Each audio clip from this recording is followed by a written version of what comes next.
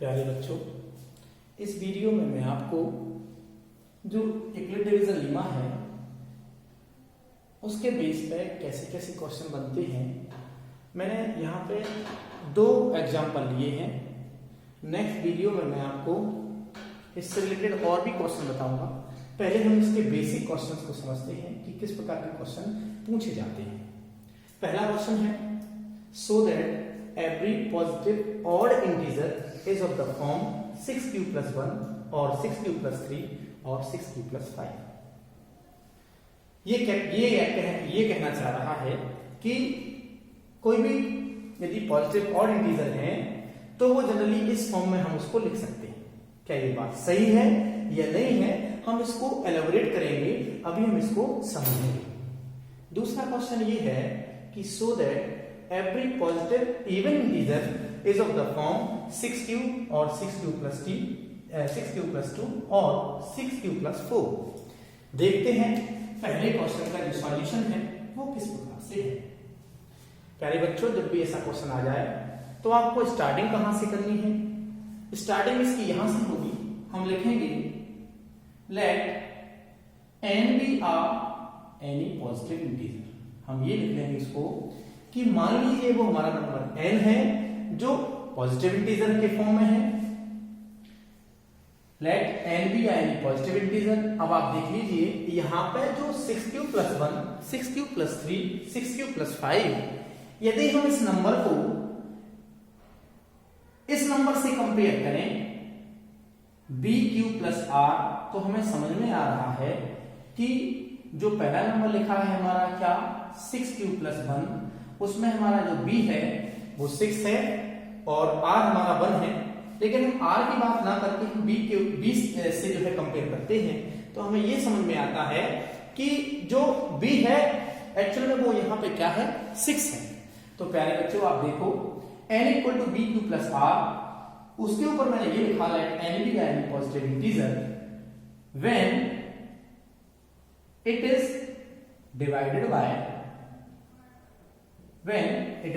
Bye 6। अब जो n number है उसको मैंने 6 से डिवाइड किया।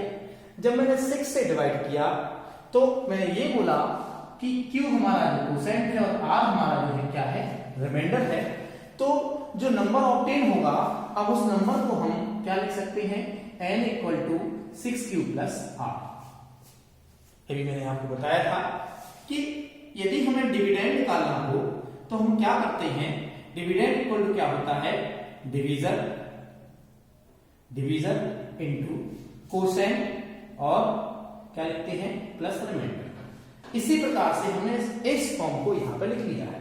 तो देखो बच्चों, तो ये क्या हो जाएगा n = 6q + r। अब आप ये बताइए यदि हमारा n नंबर जो है वो 6q + r है तो बताइए r जो होगा वो कहां से कहां तक जाएगा, 0 से लेके 6 तक। क्यों? क्योंकि b हमारा 6 है तो रिमाइंडर हमारा 6 से छोटा होगा। इस प्रकार से रिमाइंडर क्या हो जाएगा, रिमाइंडर हो जाएगा 0 भी हो जाएगा, 1 भी हो सकता है, 2 भी हो सकता है, 3 भी हो सकता है और 4 भी हो सकता है, एज वेल एज 5 भी हो सकता है। चलिए कोई बात नहीं, हमने इस चीज को यहां पे समझा और इस थ्योरी को लिखने के बाद हमने ये चीज लिख ली कि रिमाइंडर हमारा ये हो सकता है। अब प्यारे बच्चों हम यहां लिखते हैं केस नंबर पहला। केस नंबर हमारा पहला क्या है, मैं इसको साफ कर रहा हूं, अभी मैं फिर से बताऊंगा आपको। केस नंबर पहले से मैंने ये बात यहां लिख लेते हैं n = 6q + r, जहां पे r हमारा होगा वो 0 से लेके 6 तक होगा और r हमारा 0, 1, 2, 3, 4 और 5। अब देखते हैं बेटा केस नंबर पहला। केस पहला, जब हमने r को लिया यहां पे 0, जब r 0 है तो हमारी इक्वेशन क्या थी, n = 6q + r। अब r हमने यहां पर 0 रख दिया तो हमारा जो नंबर निकल के आया वो आया 6q। आप बेटा ये बताइए कि क्या हम इसमें 2 कॉमन ले सकते हैं? हाँ बिल्कुल ले सकते हैं। जब हमने 2 कॉमन ले लिया तो ये तो हमारा जो नंबर है वो तो 2 का मल्टीपल है, इसका मतलब ये तो हमारा इवन नंबर है, जबकि उसने बोला था कि हमें तो ऑड इंटीजर चाहिए। तो क्या r 0 लेने पे हमें ऑड मिल रहा? नहीं मिल रहा, ये तो इवन है। तो ये हम केस चाहे तो इस केस को नहीं लिखेंगे, या हम इस चीज को आपको ऐसे भी समझा सकते हैं कि जो हमारा r है इसमें से आप पहले से ही इवन और ऑड नंबर सेलेक्ट कर सकते हैं। यदि हम ऑड की तरफ जाते हैं तो 1, 3 और ये 5। इस प्रकार से हमारे पास केवल 3 ही केस आएंगे। तो केस नंबर जो हमने 1 अभी बनाया था, अब यहाँ पे हम r की वैल्यू 1 ले लेंगे तो n हमारा हो जाएगा 6³ + 1। यहाँ पे हम देखते हैं n यदि इसमें से हमने 2 कॉमन लिया तो हो जाएगा 3³, लेकिन इसमें से कोई कॉमन नहीं आएगा तो ये नंबर हमारा क्या कहलाएगा, ऑड कहलाएगा। केस नंबर हमारा दूसरा, जब केस नंबर दूसरा लेते हैं तो r की वैल्यू हमारी 3 आएगी। r की वैल्यू 3 क्योंकि यहाँ पे 3 हमारा ऑड नंबर है, तो n हमारा क्या हो जाएगा 6³ + 3।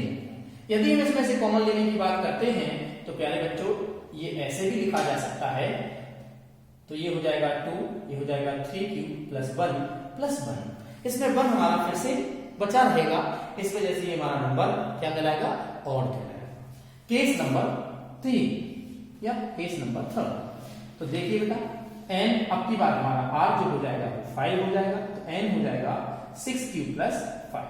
यदि हम इसको फिर से समझते हैं तो 6³ + 4 + 1 इसको लिख सकते हैं, और यहां से हमने यदि 2 कॉमन लिया तो हो जाएगा 3³ + 2 और +1।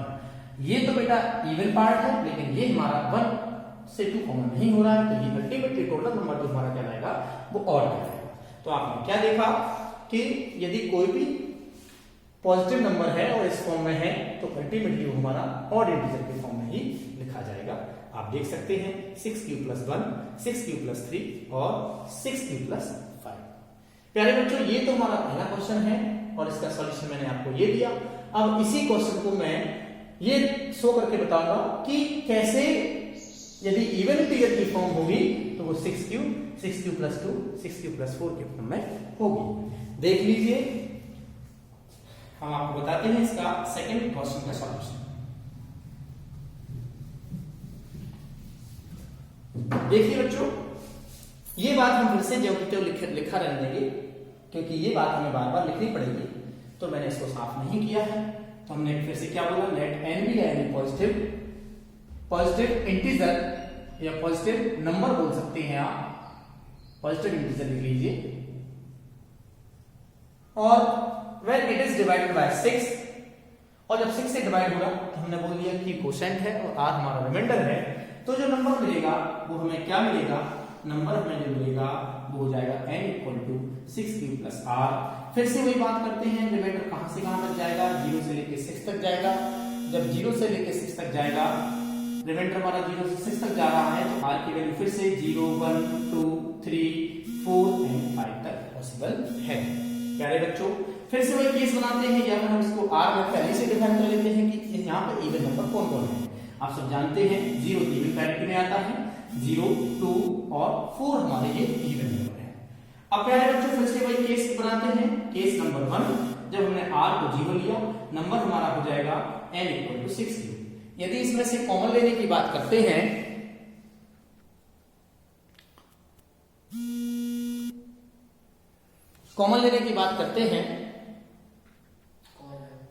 तो हमारा 2 यदि हमने कॉमन लिया तो हो जाएगा 3³। तो ऑब्वियसली इस नंबर से 2 हमारा कॉमन आ रहा है, तो ये नंबर हमारा क्या कहलाएगा, इवन पॉजिटिव इंटीजर कहलाएगा। केस नंबर हमारा दूसरा है, जब r की वैल्यू हमारी 2 रहेगी तो n हमारा हो जाएगा 6³ + 2। अल्टीमेटली हम यहां से फिर से 2 कॉमन ले सकते हैं, ये हो जाएगा 3³ + 1। यहाँ होल इस नंबर में से हमारा 2 कॉमन आ रहा है, इसलिए ये भी हमारा क्या हो जाएगा, पॉजिटिव इवन इंटीजर हो जाएगा। केस नंबर तीसरा, जब r हमारा क्या हो जाएगा, r हमारा 4 हो जाएगा, तो n हो जाएगा 6³ + 4, और फिर से यदि हमने कॉमन लिया 2 तो हो जाएगा प्यारे बच्चों 3³ + 2। अब देखिएगा इस पूरे नंबर में से मैंने 2 कॉमन लिया, तो ये क्या बता रहा है, ये बता रहा है कि ये जो नंबर है वो इवन नंबर है।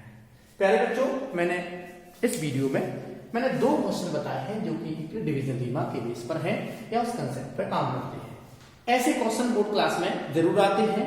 मेरा बच्चे आपसे अनुरोध है कि आप इस वीडियो को अच्छी तरीके से देखें। जो चीज आपको समझ में नहीं आती है आप कृपया कर कमेंट करें और बताएं कि इसमें क्या चीज समझ में नहीं आई है। मेरी कोशिश रहेगी कि मैं नेक्स्ट वीडियो जो बनाऊंगा उसमें मैं आपकी पूरी प्रॉब्लम को सॉर्ट आउट करूंगा।